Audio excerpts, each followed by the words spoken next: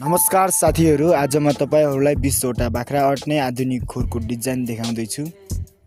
यो खोर कसरी बनाउने, के चाहिन्छ र यसको फाइदा के हो, आज सबै कुरा बुझ्ने छौं।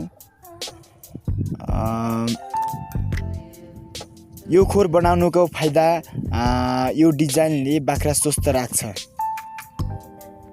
सफा गर्न सजिलो हुन्छ, व्यावसायिक पालनका लागि राम्रो विकल्प हो। यसरी बनाइएको आधुनिक खोर, यसले गर्दा बाख्रा सुक्खामा बस्छन् र फोहोर तल झर्छ।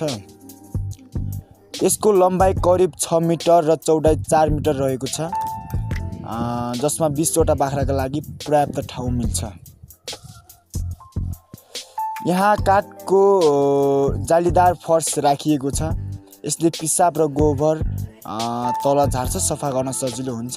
तर हामीले बाँस र अन्य बलियो काठहरू पनि राख्न सक्छौँ त्यहाँ चाहिँ। अनि खम्बा र संरचनाको कुरा गर्दाखेरि खोरलाई कङ्क्रिटका खम्बाले समर्थन गरिएको छ। यो मजबुत र लामो समय टिक्ने बनाउँछ। तर हामीले सामान्य काठको प्रयोग गरेर नै बनाउन पनि सक्छौँ। यही मैले देखाएको स्ट्रक्चर हेरेर तपाईहरुले खोर बनाउन सक्नुहुन्छ। हावा र छाना चाहिँ हामीले खोर बनाउँदाखेरि भेन्टिलेसनमा चाहिँ एकदमै धेरै जोड दिनुपर्ने हुन्छ, भेन्टिलेसन राख्नुपर्ने हुन्छ। यहाँ राम्रो हावा प्रचारका लागि जाली राखिएको छ।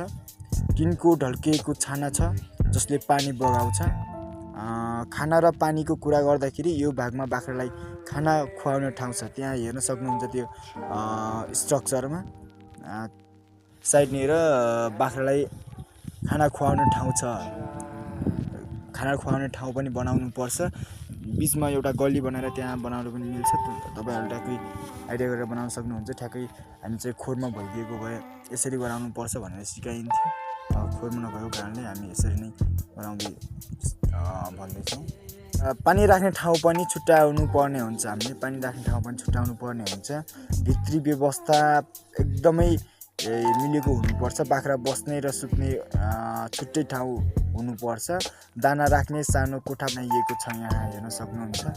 बनाउनु पर्ने हुन्छ, त्यो पनि नबनाएर घरमा राखेर त्यो गर्न पनि मिल्यो। अनि यसको फाइदा तपाईहरुले देखिसक्नुभयो, अगाडि मैले भनिसकेको हुँ। यो डिजाइनले बाख्रा स्वस्थ राख्छ, सफा गर्न सजिलो हुन्छ, व्यावसायिक पालनका लागि राम्रो विकल्प हो यो। यदि तपाईहरुलाई यो भिडियो मन पर्यो भने लाइक, शेयर र सब्स्क्राइब गर्न नबिर्सिनु होला। यस्ता कृषि सम्बन्धी भिडियोको लागि हाम्रो च्यानललाई सब्स्क्राइब गर्नु होला। हस्त, धन्यवाद।